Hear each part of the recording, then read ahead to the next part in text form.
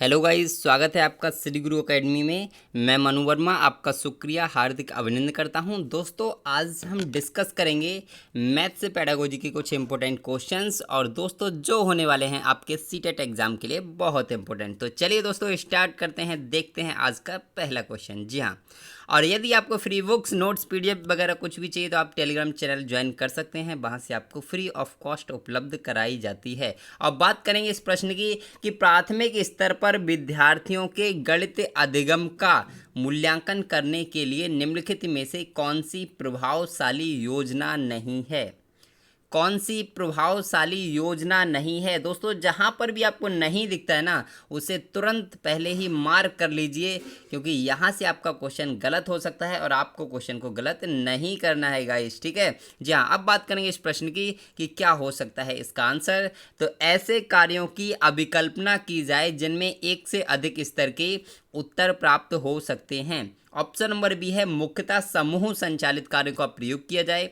Option number सी है ऐसे कार्यों की अभिकल्पना की जाए कि यंत्रवत रटने और संकल्पना समझने में अंतर किया जा सके।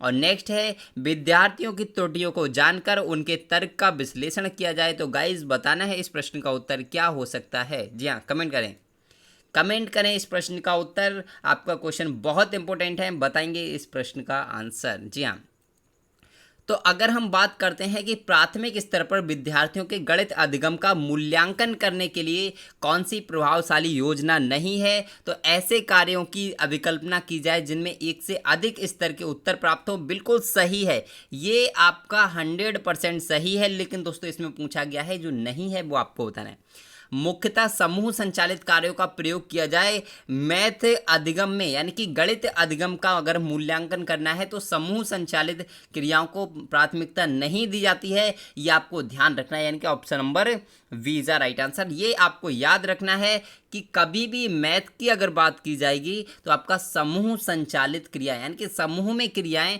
नहीं सिखाई जाती हैं मैथ के अंतर्गत। जी हाँ, याद रखेंगे इस प्रश्न का उत्तर, ठीक है। जी हाँ, अब चलते हैं नेक्स्ट क्वेश्चन पर जो होने वाला है आपका बहुत इंपॉर्टेंट। बताएंगे इस प्रश्न का उत्तर कि गणितीय अध्यापन को प्रभावशाली बनाने के लिए निम्नलिखित में से कौन सी विशेषता नहीं है। दोस्तों, ध्यान रखना है, सीटेट एग्जाम में हमेशा आपके जो क्वेश्चन पूछे जाते हैं ना, अधिकतर नहीं वाले पूछे जाते हैं जो आपको कंफ्यूज करते हैं, आपके प्रश्न को गलत कराते हैं। जी हाँ, बात करेंगे इस प्रश्न की कि छात्रों की त्रुटियों को प्रतिरूपों पर केंद्रित करना, क्या ये सही है।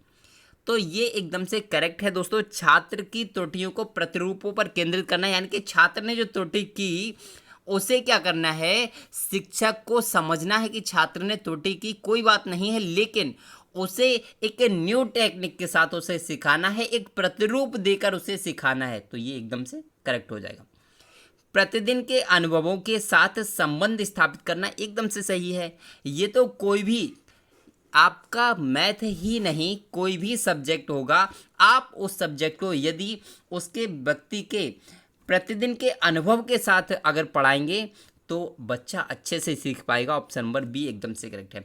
एक ही संकल्पना के लिए विभिन्न शिक्षण अधिगमों का प्रयोग बिल्कुल सही है। अगर हमें कोई चीज़ सिखाना है, बच्चा एक तरीके से नहीं सीख पा रहा है, दूसरा तरीका यूज करना है, दूसरे तरीके से नहीं सीख पा रहा, तीसरा तरीका यूज करना है, तो बस ऑप्शन नंबर सी भी एकदम से सही है। लेकिन एक संकल्पना का परिचय देने के लिए समय के नियम का कठोरता से पालन नहीं करना है, ये तो एकदम से नेगेटिव पॉइंट हो जाएगा और इसमें नहीं पूछा था, इसीलिए option number D is a right answer दोस्तों, एकदम से सही हो जाएगा। और चलते हैं दोस्तों नेक्स्ट क्वेश्चन पर, और हमारा नेक्स्ट क्वेश्चन है समावेशित विद्यालय में आप अपनी कक्षा के दृष्टिबाधित छात्रों की आवश्यकताओं को कैसे पूरा करेंगे।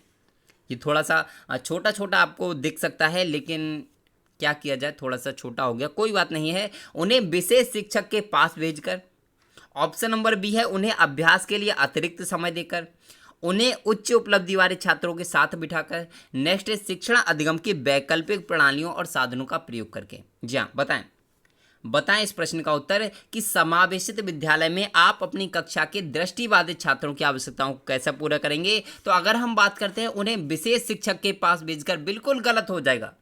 विशेष शिक्षक के पास नहीं भेजना है, विशेष विद्यालय में भी नहीं भेजना है, दोनों गलत हो जाएंगे, ठीक है। उन्हें अभ्यास के लिए अतिरिक्त समय देकर, आपको समय हालांकि दे सकते हैं अतिरिक्त, ठीक है, लेकिन आपके पास क्या इतना टाइम होगा कि मान लीजिए स्कूल में हमें पढ़ाना है और उसके बाद भी आप उसे एक्स्ट्रा टाइम दे सकें? ऐसे तो बहुत बच्चे होंगे, तो इस तरीके से मुझे लगता है ये सुटेबल नहीं होगा, ठीक है। उन्हें उच्च उपलब्धि वाले छात्रों के साथ बिठाकर, अगर कोई बच्चा उसका सहपाठी एकदम से उच्च उपलब्धि वाला है, बहुत इंटेलिजेंट है, अगर आप उसको उसके पास बिठा देंगे तो क्या उसकी आवश्यकताएं पूरी हो सकती हैं? नहीं, गलत हो जाएगा। शिक्षण अधिगम की वैकल्पिक प्रणालियों और साधनों का प्रयोग करके option number D is the right answer एकदम से सही हो जाएगा। दोस्तों ये क्वेश्चन आपको थोड़ा सा छोटा दिख सकता है, तो इसके लिए माफ़ी चाहता हूं क्योंकि थोड़ा सा छोटा टाइप हो गया। कोई बात नहीं, नेक्स्ट आपको क्वेश्चन एकदम से अच्छे दिखेंगे, ठीक है। चलते हैं नेक्स्ट क्वेश्चन पर, इसका डी वाला एकदम से करेक्ट हो जाएगा। जी हाँ, अब बात करते हैं इस प्रश्न की कि पियाजे के प्रस्ताव के अनुसार माप में विभिन्न भौतिक राशियों के संरक्षण की योग्यता के विषय में सही कथन आपको पहचान कर लिखना है पियाजे के अकॉर्डिंग, ठीक है। हमेशा याद रखेंगे जिसके अकॉर्डिंग पूछा गया है आप उसी के अकॉर्डिंग बताएंगे। अब बात करते हैं ऑप्शन नंबर ए की, तो भार के संरक्षण की समझ संख्याओं के संरक्षण से पहले आती है। यानी कि वस्तु का जो भार है वो बच्चा पहले जान लेता है और उसकी संख्या को बाद में जानता है। तो मुझे लगता है ऐसा तो नहीं है, ऐसा नहीं है दोस्तों। बच्चा पहले संख्या को जान लेता है। कहते हैं मुझे अगर माता जी पूछती हैं बच्चे से कि बेटा बताइए ये कितने, तो कहे एक, वो पूछें कि ये कितने हैं तो दो, ये कितने हैं तीन, लेकिन भार को वो बाद में समझ पाता है, संख्याओं को पहले समझ जाता है। तो ऑप्शन नंबर ए एकदम से गलत हो जाएगा। लंबाई के संरक्षण की समझ संख्याओं के संरक्षण से पहले आती है, ये भी आपका गलत है। संख्याओं को पहले जानता है, भार, लंबाई, चौड़ाई इन सबको बाद में जान पाता है, ठीक है। भार के संरक्षण की समझ, आयतन के संरक्षण, अरे भाई जब आयतन तो और भी ज़्यादा टफ हो जाएगा ना उसके लिए। अब यहाँ पर अगर हम देखें कि आयतन के संरक्षण की समझ द्रव्यमान के संरक्षण से पहले आती है, क्या ये सही हो जाएगा? तो दोस्तों ये एकदम से गलत है। आयतन के संरक्षण की समझ द्रव्यमान के संरक्षण से पहले आती है, ये आपका एकदम से गलत हो जाएगा। अब आप कहेंगे सर चारों गलत हो गए तो सही कौन सा होगा? सही कौन सा होगा? तो यहाँ पर दोस्तों मैंने इसीलिए इस प्रश्न के लिए गलत किया है जिससे कि आप अपना माइंड यूज करें, आप सोचें कि इसमें कौन सा सही हो सकता है। तो अगर मैं बात करता हूं दोस्तों, यहाँ पर दोस्तों ध्यान रखिए, अगर मैं बात करता हूं इस प्रश्न की तो आपने ठीक से नहीं पढ़ा प्रश्न को। अगर आपने ठीक से पढ़ा होता तो इस प्रश्न को कर देते। भार के संरक्षण की समझ आयतन के संरक्षण से पहले आती है, ध्यान रखना है। ऑप्शन नंबर सी एकदम से करेक्ट हो जाएगा, क्योंकि जो भार होता है ना, जो भार है, मान लीजिए ये भारी है, ये हल्का है, बच्चा पहले समझ जाता है, लेकिन आयतन को बाद में समझ पाता है।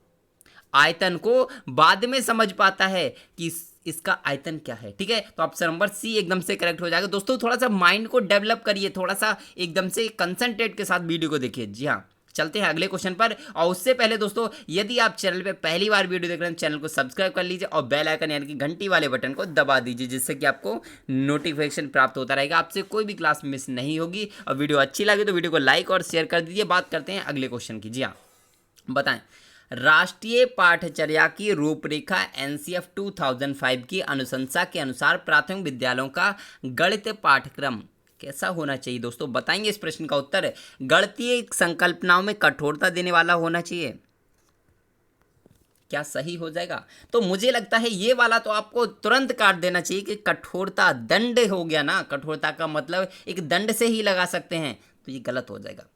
छात्रों को प्रगामी गणित के लिए तैयार करने वाला होना चाहिए, क्या ये सही हो सकता है? सही हो सकता है, सही हो सकता है, लेकिन मोस्ट सुटेबल आंसर ढूंढना होता है हमेशा। तो पहले सभी ऑप्शंस के लिए देख लेंगे। छात्रों के प्रतिदिन के अनुभवों से संबंधित होना चाहिए, ये तो एकदम से मोस्ट सुटेबल आंसर है। और कार्यविधिक ज्ञान पर केंद्रित होना चाहिए, बिल्कुल गलत है। ऑप्शन नंबर सी एकदम से करेक्ट हो जाएगा।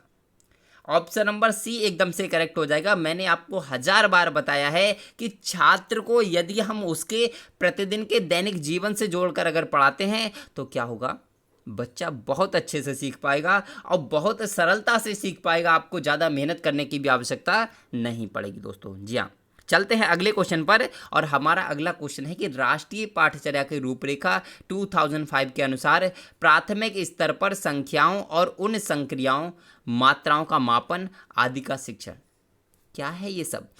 गणित शिक्षण के संकीर्ण उद्देश्य को पूरा करता है, गणित शिक्षण के उच्च उद्देश्य को पूरा करता है, बच्चे की चिंतन प्रक्रिया के गणितीकरण के उद्देश्य को पूरा करता है, या फिर महत्वपूर्ण गणित शिक्षण के उद्देश्य को पूरा करता है। जी हाँ, बताएं इस प्रश्न का उत्तर क्या होगा। ध्यान रखेंगे, राष्ट्रीय पाठचर्या की रूपरेखा 2005 के अनुसार प्राथमिक स्तर पर संख्याओं और उन पर संक्रियाओं, मात्राओं का मापन आदि का शिक्षण। तो अगर हम बात करते हैं इस प्रश्न की, तो इस प्रश्न में आप लोग कंफ्यूज होंगे, 100% कंफ्यूज होंगे और प्रश्न को गलत कर देंगे।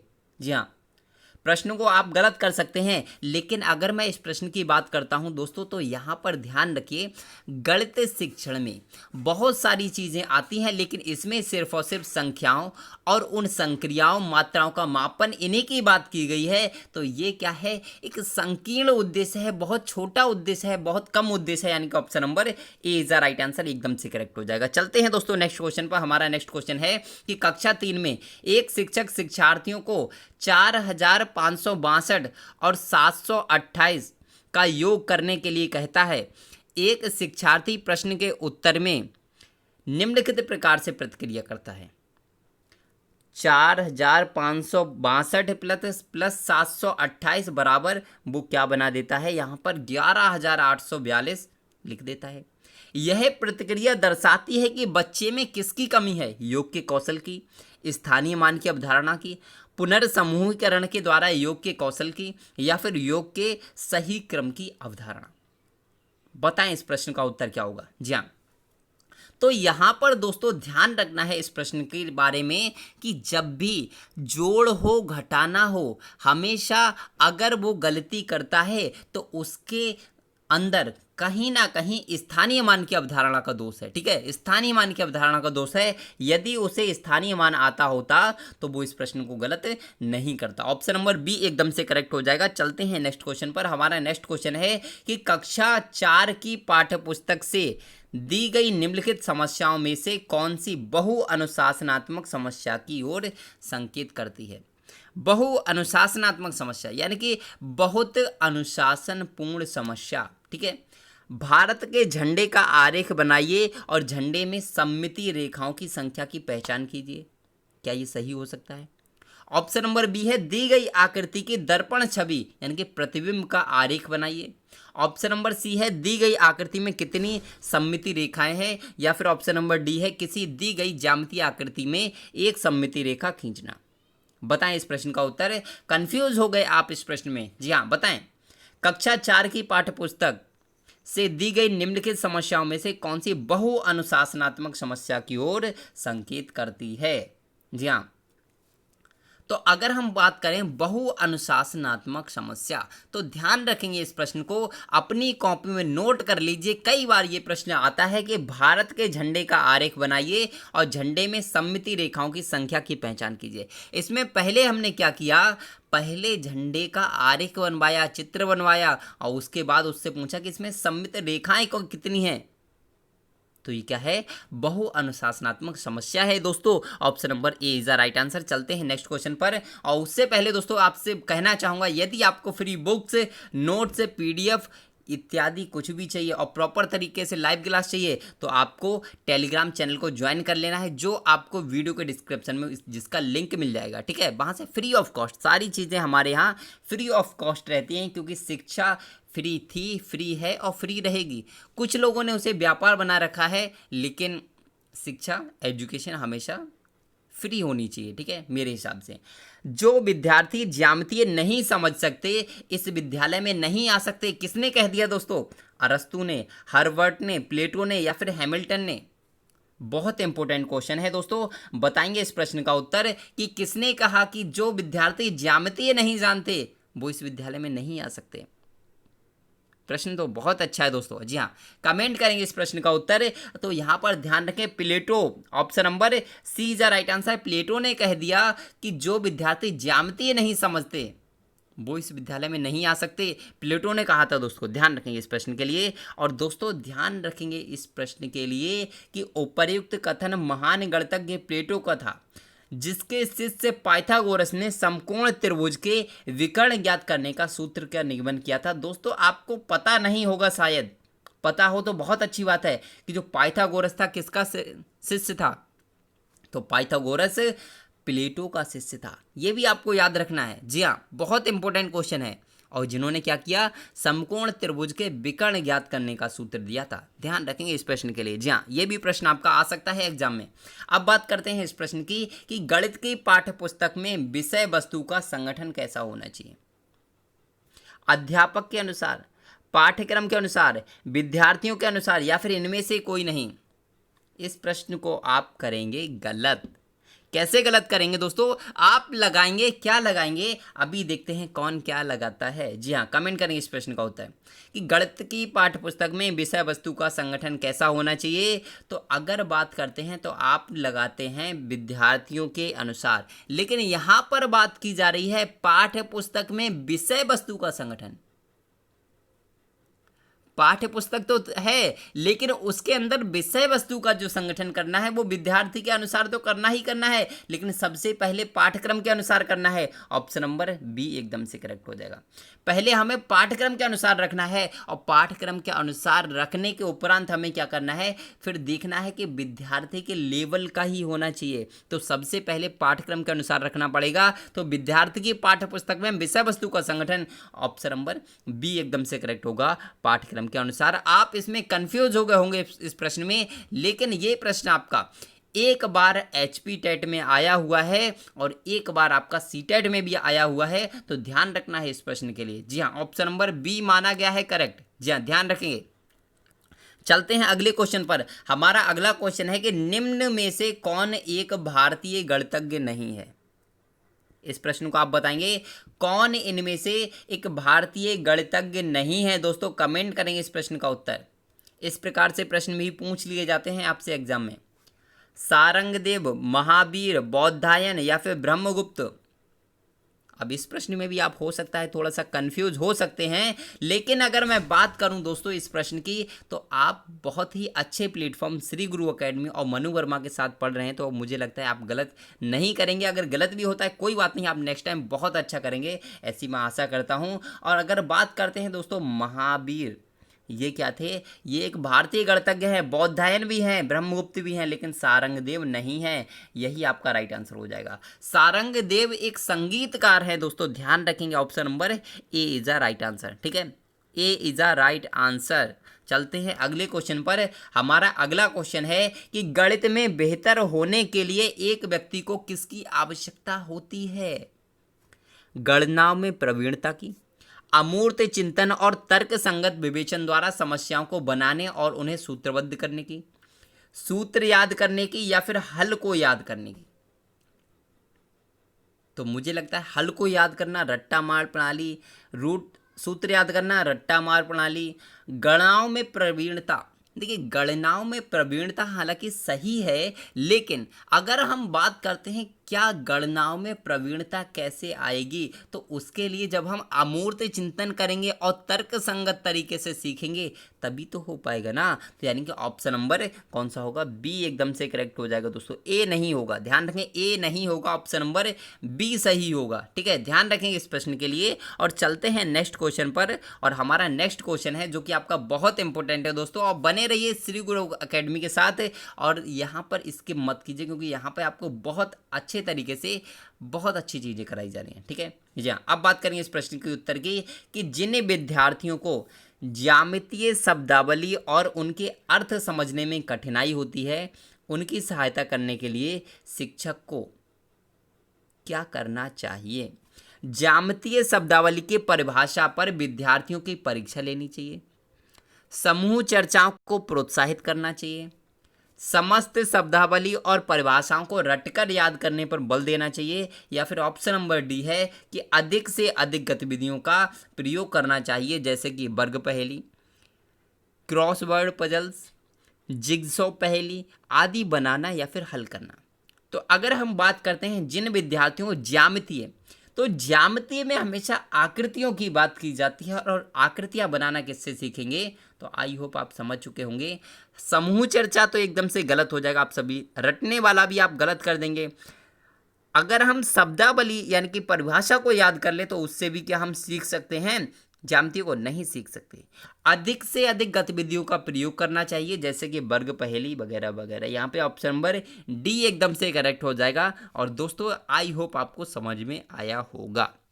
जी हाँ, अब बात करते हैं नेक्स्ट क्वेश्चन की। और यहाँ पर दोस्तों ध्यान रखते हैं, चलते हैं नेक्स्ट क्वेश्चन पर। और हमारा नेक्स्ट क्वेश्चन है, और उससे पहले दोस्तों अगर आपने वीडियो को अभी तक लाइक नहीं किया तो लाइक कर दीजिए। और यहाँ पर दोस्तों एक व्यक्ति को शेयर जरूर करें। मैं ज़्यादा लोगों को नहीं कहता, आप एक व्यक्ति को शेयर करें। यहाँ पे जितने लोग देख रहे हैं ज़्यादा नहीं, एक व्यक्ति को ही शेयर करें, ठीक है, बहुत है।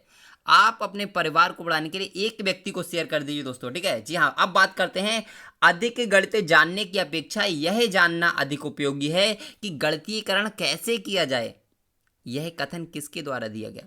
David Wheeler, George Polya, van Hiele, Vygotsky. दोस्तों क्वेश्चन जो लिए गए ना, क्वेश्चन देखिए हमेशा क्या होता है, जो क्वेश्चंस होते हैं इधर से उठाकर इधर रख दिए जाते हैं, इधर से उठाकर उधर रख दिए जाते हैं। मेरे कहने का मतलब ये है, मान लीजिए कोई क्वेश्चन एचपी टेट में आया हुआ है तो आपका यूपी टेट में भी आ सकता है, जो यूपी टेट में आया वो आपका रीट में भी आ सकता है, जो रीट में आया वो एमपी टेट में आ सकता है, जो एमपी टेट में आया वो सी टेट में आ सकता है, सी टेट में आया वो आपका किसी और टेट में आ सकता है। कहने का तात्पर्य ये है कि जो क्वेश्चन है आपके, वो सभी क्वेश्चन आपके शिक्षक भर्ती के क्वेश्चन हैं तो किसी भी एग्जाम में आ सकते हैं। तो आपको सभी एग्जाम का देखना पड़ेगा। केबीएस में भी जो आते हैं वो सीटेट में आ सकते हैं, जो सीटेट में आ सकते हैं वो केबीएस में आ सकते हैं। तो क्वेश्चन मैंने सभी क्वेश्चन इस तरीके से उठाए हुए हैं जो कहीं ना कहीं आए हुए हैं, ठीक है। जी हाँ, तो बात करते हैं इस प्रश्न की। तो गणित, अधिक गणित जानने की अपेक्षा यह जानना अधिक है कि गणितीकरण कैसे किया जाता है। ये आपका डेविड व्हीलर ने कहा था। किसने? डेविड व्हीलर ने कहा था। Option number A is the right answer, एकदम से करेक्ट हो जाएगा दोस्तों। और चलते हैं नेक्स्ट क्वेश्चन पर। जी हाँ, नेक्स्ट क्वेश्चन पे चलते हैं जो आपका बहुत इंपॉर्टेंट होने वाला है कि अनंत की सर्वप्रथम परिकल्पना किसने की? अनंत अनंत अनंत की सर्वप्रथम परिकल्पना किसने की? ब्रह्मगुप्त ने, न्यूक्लिड ने, आर्यभट्ट प्रथम ने, या फिर आर्यभट्ट द्वितीय ने। आप इस प्रश्न को कंफ्यूज हो सकते हैं और गलत कर सकते हैं। जी हाँ, बताएं इस प्रश्न का उत्तर। तो अगर मैं बात करता हूं, यदि आपको इस प्रश्न का उत्तर नहीं पता तो अपनी कॉपी में नोट कर लीजिए दोस्तों, क्योंकि अनंत की सर्वप्रथम परिकल्पना ब्रह्मगुप्त ने की थी। Option number A is a right answer, एकदम से करेक्ट हो जाएगा। लेकिन दोस्तों अगर हम बात करते हैं न्यूक्लिड की, तो न्यूक्लिड को ज्यामिति के पिता कहा जाता है। ये क्वेश्चन आ सकता है आपका, और यूपी टेट में आया भी है। तो अगर हम बात करते हैं न्यूक्लिड ज्यामिति के पिता कौन है, तो आप कहेंगे न्यूक्लिड।